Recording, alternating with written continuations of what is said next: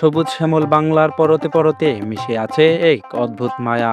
আজ আমি আপনাদের নিয়ে এসেছি গোপালগঞ্জ জেলার নিভৃত পল্লী মাজরা গ্রামে। এখন কি নানার সাথে পেঁয়াজ তুলতে আসছো? যেখানে রোদে পড়া তামাটে শরীরে মেহনতি মানুষগুলো মাটির বুক চিরে ফলিয়ে তুলছে সোনালী স্বপ্ন।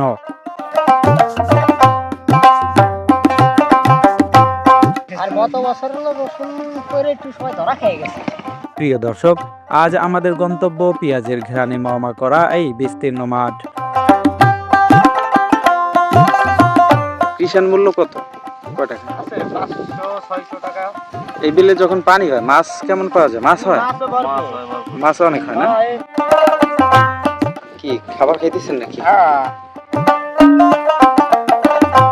তা তুমি সকালে বাসা থেকে খাইয়ে আসো নাই? স্বাগতম জানাই বাংলার নিরহংকার প্রকৃতি আর হাড় ভাঙ্গা খাটুনি খাটা সেই সব কৃষকদের গল্পে, যাদের ঘামে সিক্ত হয় আমাদের বেঁচে থাকার রসদ। চলুন সরাসরি দেখে আসি সেই চিরায়ত দৃশ্য আর যান্ত্রিকতার বাইরের এই পিয়াসী জীবন।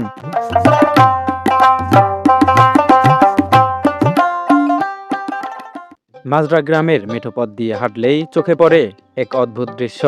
মাঠঘাট কিংবা রাস্তার ধার সবখানে যেন মাথা উঁচু করে দাঁড়িয়ে আছে অগণিত তাল গাছ। প্রকৃতির এই বিশাল পাহারাদাররা আকাশ পানে চেয়ে থাকে নিঃশব্দে।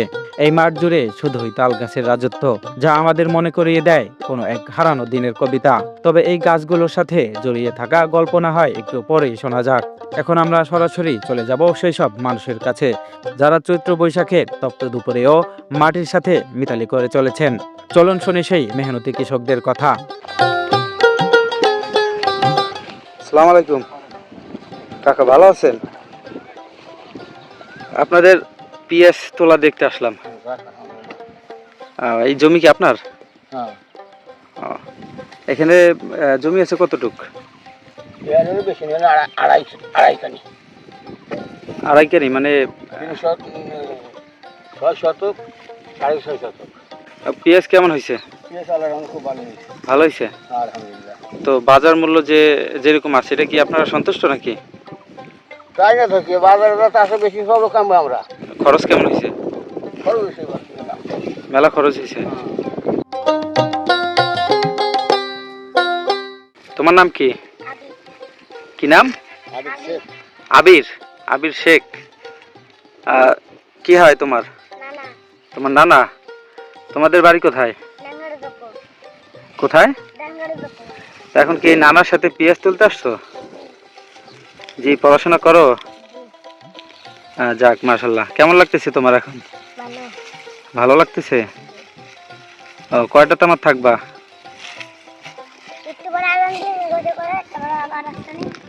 আজান দিলে চলে যাবা? নাতিকে নিয়ে পেঁয়াজ তোলায় মগ্ন এক নানা। জীবনের শেষ বিকেলেও নাতির কচি হাতের ছোঁয়ায় যেন সব ক্লান্তি মুছে যায় তার। নানার জন্য এর চেয়ে বড় আনন্দ আর কি হতে পারে?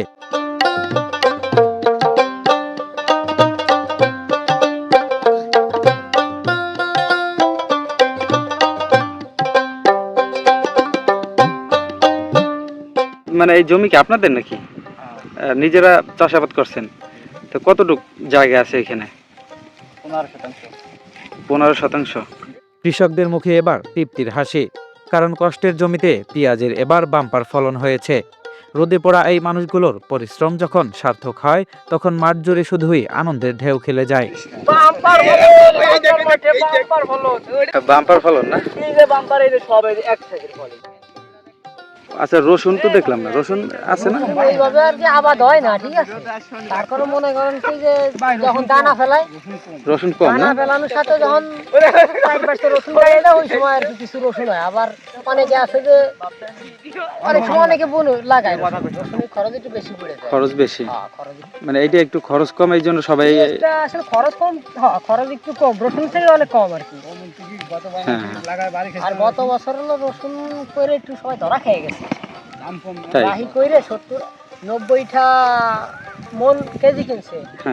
সেই রসুন বেচা লাগছে 50 টাকা 60 টাকা। তো এই জন্য আরো এই বছর রসুনের চাষটা একটু কম না? তারপর অনেকে কিছু কিছু জায়গায় করছে, আচ্ছা। দেখা গেল কি পেঁয়াজের আইল দিয়ে কিছু লাগাইছে, হ্যাঁ হ্যাঁ আবার যখন দানা ফেলার সময় সময় কিছু লাগাইছে, হ্যাঁ। ওইগুলা উঠায় নিজেদের খাবার কাজ চলে আর কি, সেরকম লাগাইছে আর কি।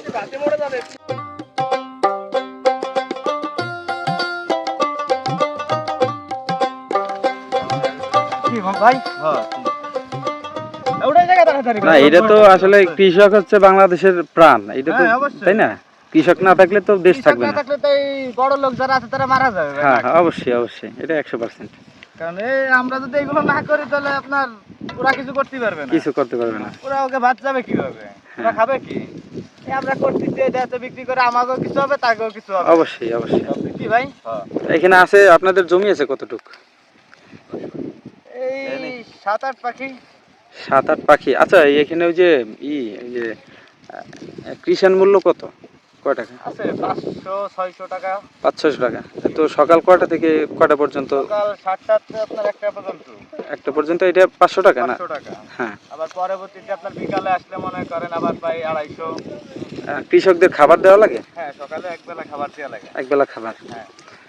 আর আপনাদের এখানে তো বিদেশি কিষাণ কম, দেশি সব। বিদেশে একজন আছে, আপাতত আছে।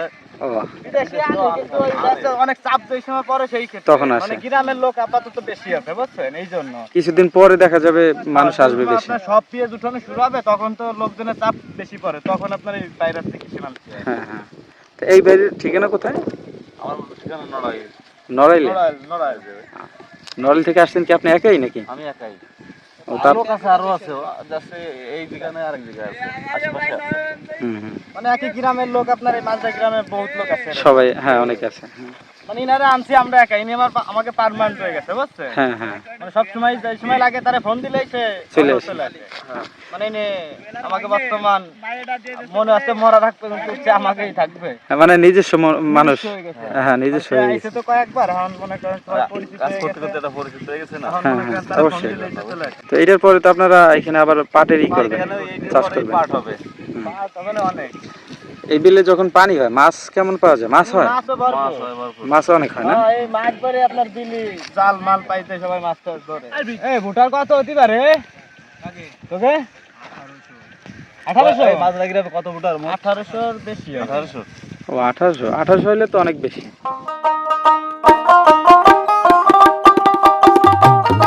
মাঠের বাঁকে হাঁটতে হাঁটতে হঠাৎ দেখা হয়ে গেল এক কাকার সাথে। ঘড়ির কাঁটা অনেক আগেই সকালের নাস্তার সময় পার করে দিয়েছে, অথচ কাকা অসময়ের মাত্র খাবার নিয়ে বসেছেন। আসলে মাঠের কাজে যার দিন শুরু হয়, তার কাছে সময়ের চেয়ে হাতের কাজটুকু শেষ করাই যেন বড় দায়। কাকা ভালো আছেন? কি খাবার খাইতেছেন নাকি? হ্যাঁ, ও, এটা এটা সকালে খাবার। ও, কাজের জন্য খাইতে সময় পান নাই, হ্যাঁ তা এখন খাইতেছেন? হ্যাঁ আর কি মানে বাসা থেকে নিয়ে আসছে ভাত নাকি? হ্যাঁ। একটা প্লেট আনতে বলতেন, প্লেট। রেল লাগে না ওই যে। এখানে আপনাদের আছে কতটুক জমি, আছে কতটুক? জমি এখানে আছে আমাদের 7 কানি। 7 কানি। কি উঠানো প্রায় শেষ নাকি? না, এই হচ্ছে না। আরো আছে না? আমি চলে যাই। খোলা আকাশের নিচে মাঠে বসে কাকার এই খাওয়া দেখে আমার খুব ভালো লাগছে। মনে পড়ে গেল এভাবেই কতদিন আমিও খেয়েছি। তপ্ত রোদে হাড় ভাঙা কাজ শেষে এই দুমুঠো অন্ন যেন অমৃতের মতো লাগে। তোমার নাম কি? মুসলিমা। তুমি কি পেঁয়াজ উঠাইতে আসছো? তুমি পড়াশোনা করো না? কোন ক্লাসে? 2-তে? 1-এ? যাক, মাশাআল্লাহ, ভালো। তা তুমি সকালে বাসা থেকে খাইয়ে আসো নাই? খাইয়ে আসছো? জমিতে বৈশা খাইতে কেমন লাগে তোমার? ভালো লাগে? এই জন্য সকালে বাড়ি থেকে খাইয়ে আসো নাই?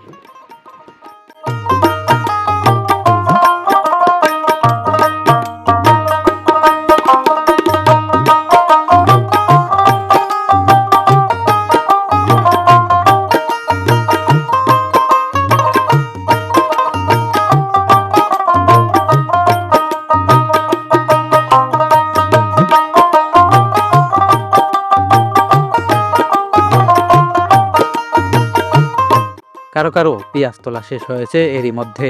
রোদে শুকানো সেই সোনালী ফসল পরম যত্নে বস্তাবন্দি করে ভ্যানে তুলে নিয়ে যাওয়া হচ্ছে বাড়ির আঙিনায়।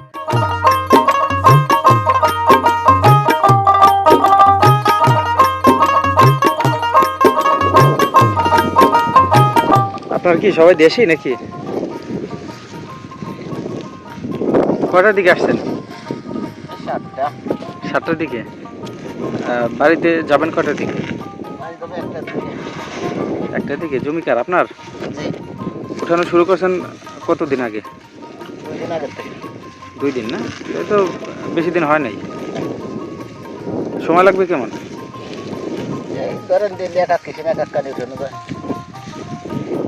এক এক কিষানে এক এক কানি 3%।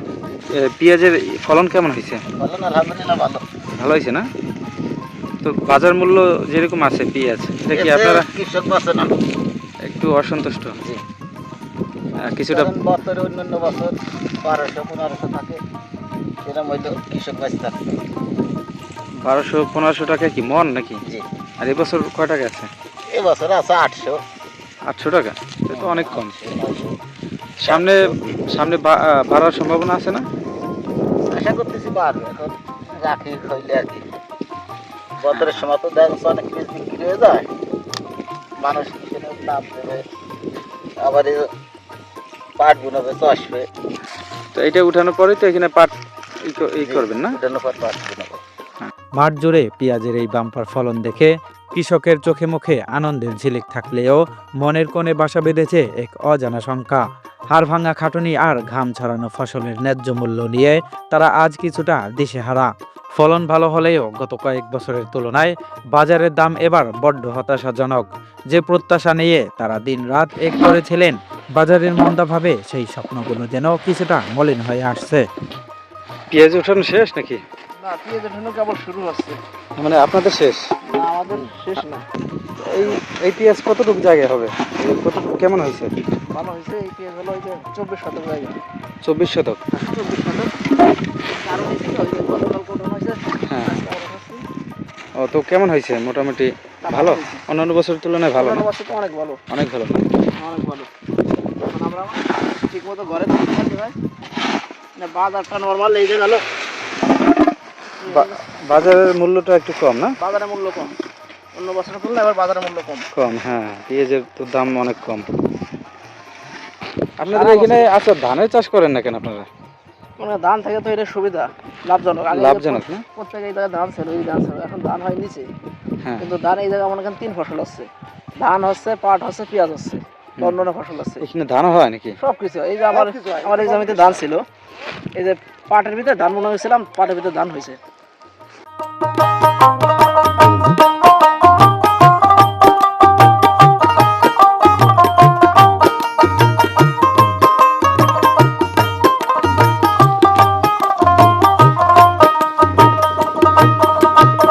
এই জমিতে তো মনে হয় পেঁয়াজ কম হয়েছে মনে হয় না? না, তো এই যে পেঁয়াজ হয়েছে না? হ্যাঁ হ্যাঁ, অনেক বড়, মাশাআল্লাহ, তো ভালো।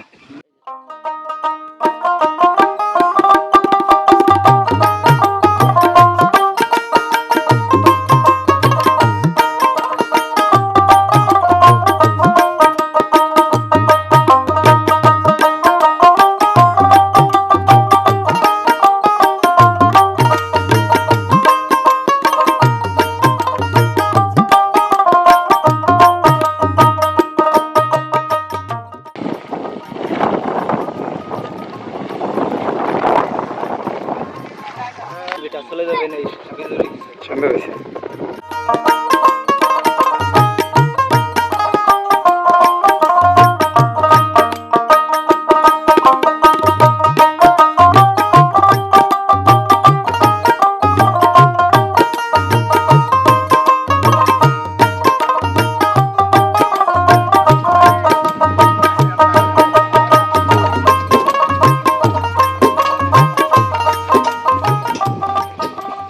আসসালামু আলাইকুম। আপনারা ভালো আছেন? কি সরিষা কি ওঠানোর সময় হয়ে গেছে নাকি? আপনার পিছে পড়ে গেছেন? তাই সরিষা কতটুকু জায়গায় করছেন? চাষ করছেন? 24 কেজি। 24 কানি। এ ভাই দুইনে খাতে দিতে দুইনে মেলা খাত খামারে বাদ। ও ধুইনাও আছে। হ্যাঁ এটা দুইনে এই দুইনে ও। তো সরিষার ফলন কেমন হয়েছে এবছর? ভালো শস্যর ফলন এবার আজ মনে হয়েছে এটা হলো 3 শতকে। তাই? হ্যাঁ তো এই যে সবাই তো এখানে এই যে পেঁয়াজের চাষ করছে, তো আপনারা কেন?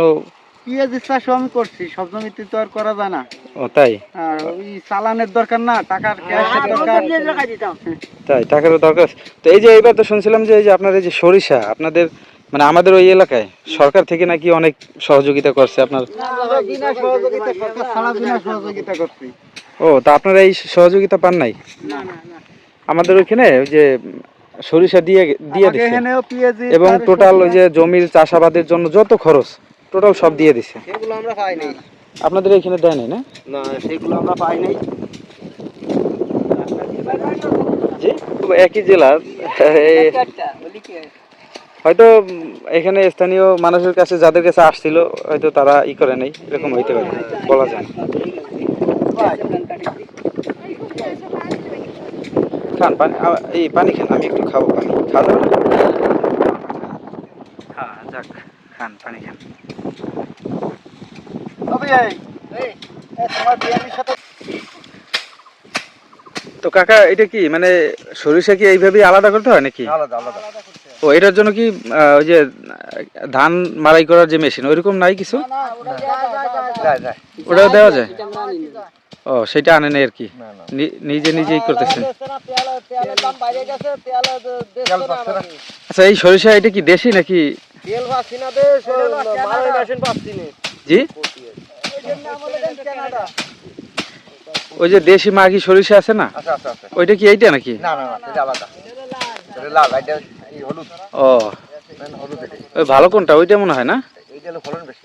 এটা ফলন বেশি, এটা মনে হয় হাইব্রিড। হ্যাঁ এটা ফলন বেশি, এটা হাইব্রিড, এটা বেশি ফলন হয়। তো ইসে আসছেন কখন বিলে? এই সকাল 6:30টার দিকে। সরে 6:30টায়। 6:30?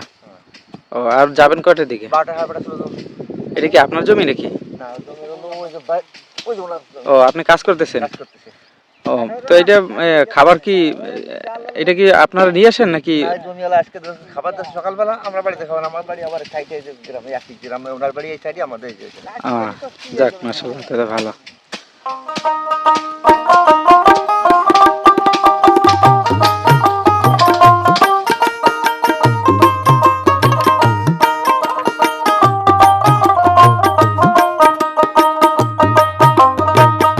মাঠের একটু গভীরের দিকে এগোতে চোখে পড়ল এক অদ্ভুত দৃশ্য।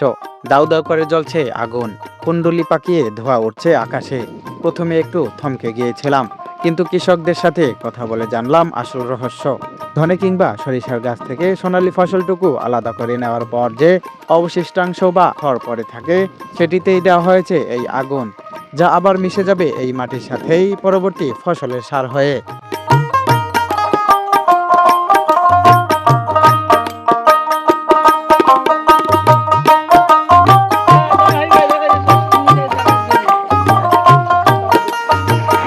কাকা এই যে এই আগুন ধরেছেন কি আপনি নাকি?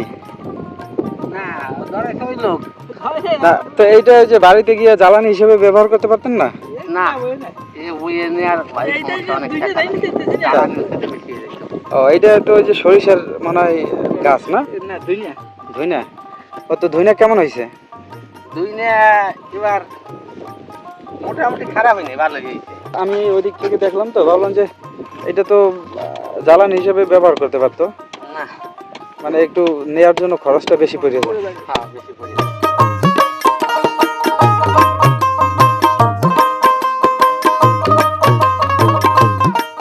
মাঠের এই আগুনের শিখার সাথেই আজকের গল্পের ইতি টানছি। ভিডিওর শুরুতে যে বিশাল তাল গাছগুলোর কথা বলেছিলাম, সময়ের অভাবে এই পর্বে আর বিস্তারিত দেখাতে পারলাম না। তাই প্রিয় দর্শক দয়া করে কেউ রাগ করবেন না। আমাদের বাংলা সেই চিরচেনা ঐতিহ্যের প্রতীক তাল গাছগুলো নিয়ে ফিরছি ঠিক এর পরের কিস্তিতে। এতক্ষণ যারা ধৈর্য ধরে এই নিভৃত পল্লীর মেহনতি মানুষের গল্প দেখলেন, তাদের প্রতি রইল অশেষ কৃতজ্ঞতা। ভিডিওটি ভালো লাগলে একটি লাইক দিয়ে আপনার মূল্যবান মতামত জানাতে ভুলবেন না। আর যারা আমার এই ছোট্ট চ্যানেলে আজ নতুন এসেছেন, তাদের কাছে আমার বড় একটি আবদার, চ্যানেলটি সাবস্ক্রাইব করে এই মাটির মানুষের পাশে থাকবেন। দেখা হবে শীঘ্রই নতুন কোনো পথ আর নতুন কোনো গল্পে। ততক্ষণ সবাই ভালো থাকুন, সুস্থ থাকুন। আল্লাহ হাফেজ।